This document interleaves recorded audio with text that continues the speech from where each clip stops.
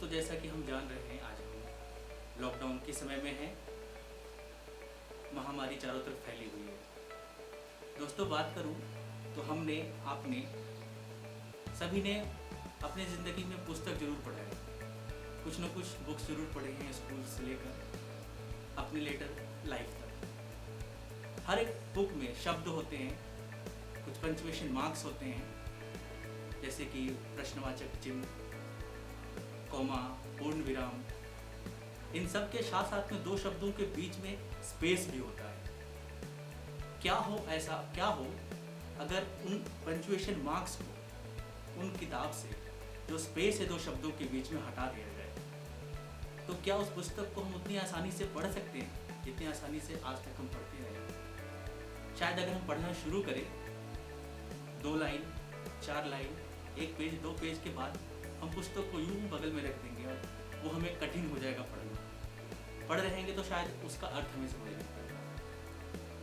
ये तो बात थी पुस्तक की, लेकिन ऐसा ही हमारे समाज में एक ऐसे समुदाय है जिनकी ज़िंदगी जो है समाज में ही ऐसी बना दी गई है, जिनके बचपन से लेकर लेटर लाइफ तक जो तमाम चीज़ें हैं, सोशल चीज़ें हैं, पर्व त्योहार, वो चीज़ें खत्म हो गई। उनकी ज़िंदगी कैसी हो सकती है, ये कल्पना करने की बात है। जी हाँ, मैं बात कर रहा हूँ समाज के शायद सबसे हाशिए पर रहने वाले जो समुदाय है समाज की, ट्रांसजेंडर कम्युनिटी। और इस वक्त जब हम लॉकडाउन की सिचुएशन में है, महामारी के समय में है, तो जो मेन स्ट्रीम सोसाइटी है वो प्रॉब्लम फेस कर रही है। NCW की रिपोर्ट आई है कि डोमेस्टिक वायलेंस काफ़ी बढ़ गया है इस दौरान, लॉकडाउन के समय में। जो लेबर्स हैं वो सड़कों पर मर रहे हैं, ट्रेन्स में उनकी मृत्यु हो रही है। तो ऐसे समय में ये जानना बहुत उचित हो जाता है कि समाज के जो सबसे हाशिए पर जो समुदाय है, आखिर वो अपनी ज़िंदगी कैसे यापन कर रहे हैं, वो किन किन परेशानियों का सामना कर रहे हैं। तो इस सिलसिले में हम सीधे बात करते हैं किन्नर समुदाय से बिलोंग करने वाली, श्रीनगर गढ़वाल से बिलोंग करने वाली मैडम पिंकी। मैं पिंकी मैम का बहुत बहुत स्वागत करता हूँ। और सीधे मैं मैम से जानना चाहूँगा कि सबसे पहले मैम, ये लॉकडाउन के विषय में आपको जब पता चला तो सबसे पहले आपको क्या चीज़ स्ट्राइक हुई, क्या कुछ फेस करना चाह रहे हैं? आपको लगा कि कुछ प्रॉब्लम होने वाली है आप लोगों के लिए? पहली बात तो मेरी नमस्ते। मैं उत्तराखंड पौड़ी गढ़वाल श्रीनगर से बिलोंग करती हूँ। मेरी नाम है पिंकी किन्नर।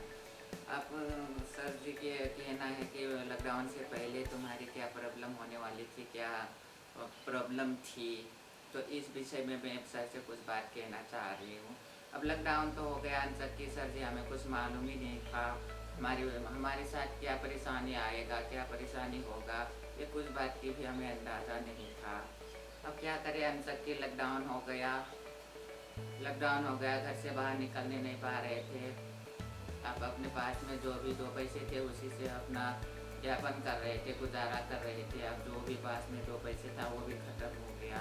अब इतनी परेशानी आ रखी है कि सुबह से हम क्या खाएं, करें तो क्या करें। अच्छा, एक बात बताइए मुझे, लॉकडाउन से पहले जो आपकी जो प्रमुख आजीविका रही है, जो घर चलाने की बात होती है, पेट पालने की बात होती है, वो मुख्य जरिया आपका क्या रहा है लॉकडाउन से पहले की बात अगर मैं पूछूं? लॉकडाउन से पहले तो हम अपना बिरती में, जजमानी में जाते थे मांगने। जिसके घर में खुशियों के कार्य होते हैं, शादी ब्याह होती है, मुंडन वगैरह होती है, क्या बोलते हैं ये, और तीज त्योहारों में चले जाते हैं। उनसे हमें जो भी देते हैं अपने श्रद्धा से, उन्हीं से मांग जाच के अपना यापन करके गुजारा करके, यूँ ही हम अपना ज़िंदगी की गुजारा करते आ रहे हैं। तो आपका वो एरिया जो है, जहाँ तक मैं जानता हूँ पटे हुए होते हैं इनके, वो एरिया आपका क्या रहा है? एरिया हमारे एरिया तो क्या बोलते हैं, श्रीनगर, कीर्तिनगर, चौरास गाँव, इतनी एरिया मांग रहे थे। उसमें भी हमारा बंटवारा हो गया है, हमारे गुरु माँ ने बंटवारा कर दिया। अब हमारे पे इलाका ही नहीं रह गया, छोटे छोटे टुकड़े में विभाजित हो गया।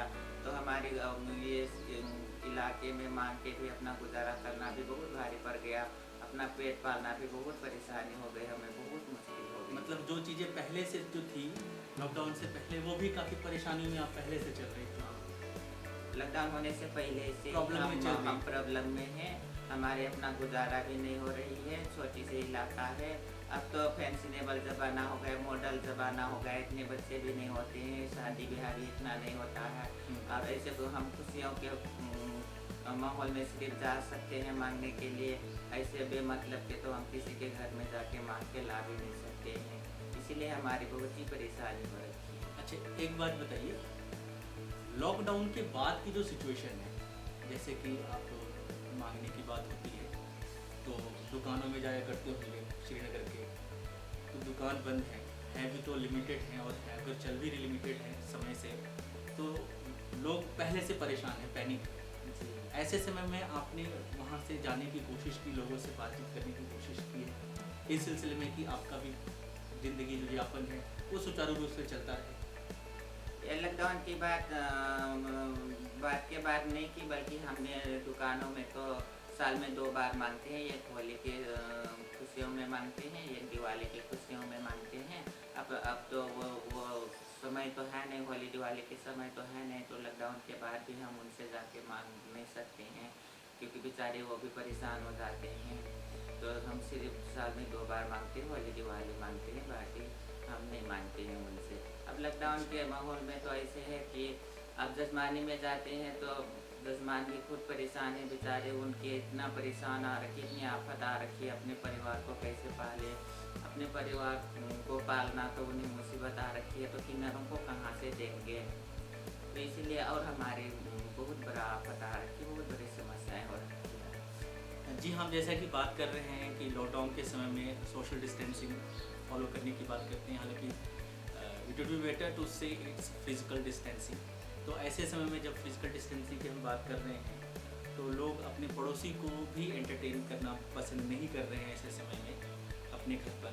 तो ऐसे समय में ये समुदाय अपने गुजारे भत्ते के लिए कहीं जा पाने में भी सक्षम नहीं हो पा रही, जहाँ तक नहीं हो पा रहे हैं, कोई स्वीकार ही नहीं कर रहा। लोग दूर से देखते ही कहते हैं तुम लोग कहाँ आ रहे हो, क्यों आ रहे हो, इतना बड़ा बीमारी फैल रखा है, तुम लोग कहीं बीमारी लेके ना आओ, हमारे घर में मत आना। ऐसे दूर जितने लगभग हम लोग रहते हैं आधी किलोमीटर के दूरी में रहते हैं, तो दूर से लोग देखते ही हमें धमकाने लग जाते हैं कि तुम लोग क्यों आ रहे हो, कहीं कोरोना लेके ना आ जाओ, हमें हमारे में बीमारी न फैला दो। ऐसे बात आती है, हम किसके घर जाएं, किससे मांगे, क्या खाएं। हमारी बहुत बड़ा समस्या आ रखी है इस समय। यही चीज़ें पहले भी होती थी कि लोग दूर से आपको देखकर इस तरह से बर्ताव कर रहे थे? नहीं, इससे पहले तो बहुत ही अच्छा था, क्योंकि हमारे यहाँ पे बहुत चर्चा है, नाम भी है, यहाँ के लोग हमें बहुत मानते भी हैं, हमारी रिस्पॉन्ड भी करते हैं, इज्जत भी करते, सब कुछ करते, अच्छी मानते हैं, क्योंकि हम अच्छे भी हैं, लोगों के साथ बिहेवियर अच्छे करते हैं, लोगों के साथ बातचीत अच्छे करते हैं, किसी को परेशान नहीं करते हैं।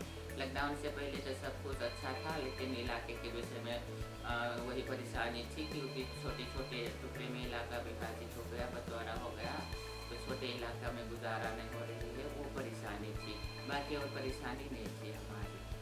तो इस लॉकडाउन के समय में ज़िंदगी की गुजारा भत्ता, खाना पीना, राशन, ये कैसे मैनेज कर पा रहे हैं? अब लॉकडाउन से पहले जो भी 2 पैसा जोड़ के रखे थे, वो उसी पैसे से आज तक गुजारा करते आ रहे थे। अब तो वो पैसे भी हमारे पास नहीं रहा, ख़त्म हो गया। अब आगे को कैसे गुजारा करेंगे, क्या खाएंगे, क्या पीएंगे, हमारी कोई अता पता नहीं है। सरकार की तरफ से भी कोई राहत नहीं मिला, किसी का सपोर्ट नहीं मिला, किसी का कुछ, कहीं से कोई चीज़ का सहारा नहीं मिला हमें। अच्छा, सरकारी किसी तरह की कोई सहायता आपको प्राप्त नहीं हुई अभी तक? अभी तक कुछ भी नहीं कुछ हुआ, अन्न प्राप्ति वगैरह ऐसा कुछ भी नहीं हुआ, फाइनेंशियल कुछ भी नहीं हुआ। इससे पहले मैं बता दूं कि कुछ योजनाएं सरकार ने, केंद्र सरकार ने भी चलाए थे। हालांकि केंद्र सरकार की बात करूं तो जो प्रमुख नाम आता है उसका आता है प्रधानमंत्री गरीब कल्याण योजना, जिसमें फाइनेंस मिनिस्टर जो है उन्होंने दावा किया है, उन्होंने कहा है कि 30 करोड़ गरीब ऐसे हैं जिनको 28,256 करोड़ रुपए फाइनेंशियल हेल्प की मदद की गई है। लेकिन समस्या इस बात की है कि जो सेक्टर्स, जो समुदाय उन्होंने चुना उसके अंडर कवर होते हैं, जो ग्रेन्स दिए गए और फाइनेंशियल हेल्प दी गई है वो महिलाओं को, गरीब, वरिष्ठ नागरिकों को और किसानों को दी गई है। तो इन तीनों में जो समुदाय जो बिल्कुल हाशिए पर है, इनका नाम नहीं आता है, तो इन तक कोई हेल्प नहीं पहुंच सकी। इसके बाद मैं बात करता हूँ एक AAY जो राशन कार्ड की मैं बात करता हूँ। राशन कार्ड के ज़रिए PDS सिस्टम के ज़रिए लोगों तक पहुंचने की कोशिश की गई वेलफेयर स्कीम के जरिए, जिसमें राशन पहुंचाने का काम किया गया। तो मैं इस सिलसिले में मैडम पिंकी से जानना चाहता हूं कि क्या आपके पास राशन कार्ड मौजूद है? नहीं सर जी, राशन कार्ड मौजूद नहीं है मेरे पास, लेकिन मैंने तो न्यूज़ में भी सुना था कि जिसका पास राशन कार्ड नहीं है उनको भी राशन दिया जाएगा, उनको भी कुछ राहत दिया जाएगा, लेकिन ऐसे कुछ नहीं हुआ आज तक। हमें कहीं से कुछ भी चीज़ के सहारा नहीं मिला। यानी कि राशन कार्ड, अगर राशन की पूरी व्यवस्था अगर की भी गई है, तो इस समुदाय के पास, इनके पास राशन कार्ड भी मौजूद नहीं है। राशन कार्ड मौजूद नहीं है तो उस स्कीम की बेनिफिट भी इनको नहीं मिल सकती। एक और मैं विशेष करके जब उत्तराखंड राज्य की बात करता हूँ तो बता दूँ, एक CM रिलीफ फंड है।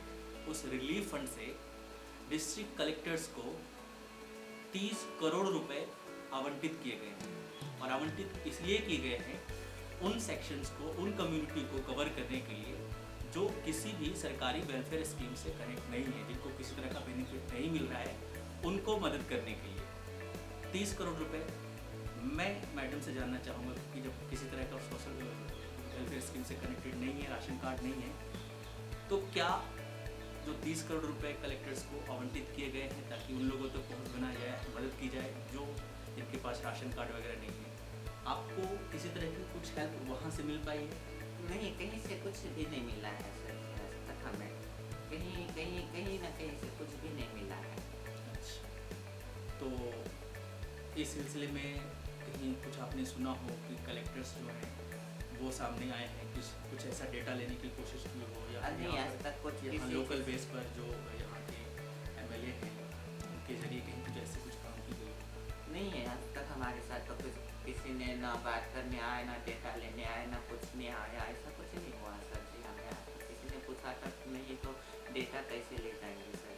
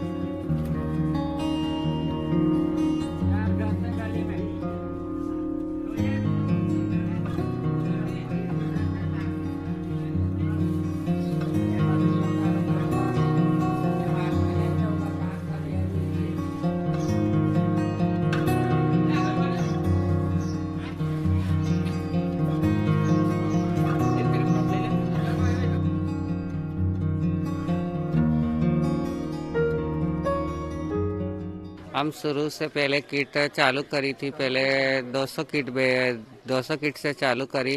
हमारी अभी 1500 किट पे आ गई है बात। रोज हम किट बनाते हैं और किट दिन में पूरा हमारा ग्रुप इकट्ठा होके, लड़के बड़के हमारे सब साथ में मोहल्ले के मिल के हम सब किट बनाते हैं। बाद में हम वितरण करते हैं झोपड़पट्टी में सबको। जो किट देते हैं क्या क्या है उसमें रहता है? और किट के अंदर पूरा सामान है, चावल है, आटा है, तेल है, चाय पत्ती है, शक्कर है उसमें, और ये इतनी 6-7 चीज़ें हम पूरी देते हैं इनको।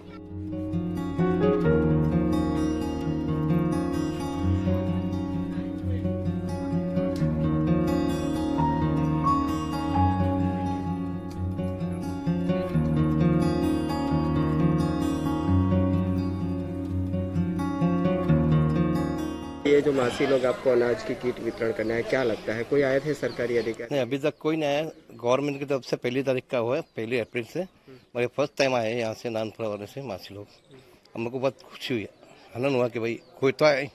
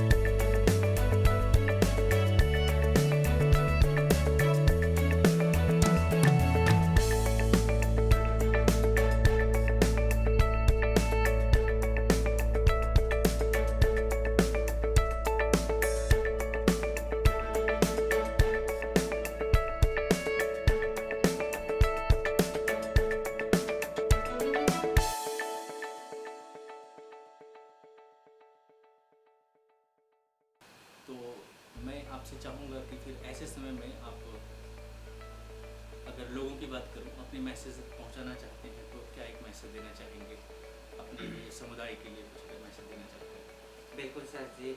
नमस्ते, मैं पिंकी किन्नर बोल रही हूँ उत्तराखंड पौड़ी गढ़वाल श्रीनगर से।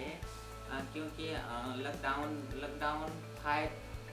5 शुरुआत हो गया, लेकिन किन्नरों के लिए कहीं से भी कोई चीज़ की राहत नहीं मिला है, किसी चीज़ की सुविधा नहीं मिला है, किसी चीज़ के हेल्थ सपोर्ट किसी चीज़ के भी नहीं मिला है। और मोदी सरकार ने हर एक वर्ग के लिए, मजदूर वर्ग के लिए, किसान वर्ग के लिए, महिला वर्ग के लिए, ऑटो रिक्शा वालों के अलग अलग से सपोर्ट कर रहे हैं। न्यूज़ में हमें सुनते हैं, हम लोग देखते हैं, लेकिन हमारे किन्नरों की तरफ से कहीं से कोई चीज़ के आवाज़ तक नहीं आया। पीएम मोदी सरकार ने भी किन्नरों की तरफ से बिल्कुल आंखें बंद कर लिए हैं, किन्नरों की तरफ बिल्कुल झांक के भी नहीं देख रहे हैं कि किन्नर किस हालात से गुजर रहे हैं, किस समस्या में हैं। उनको न पूछा जा रहा, न कोई किस्म के उन्हें सपोर्ट किया जा रहा है। किन्नर इस समय में लॉकडाउन के माहौल में बहुत परेशान हैं।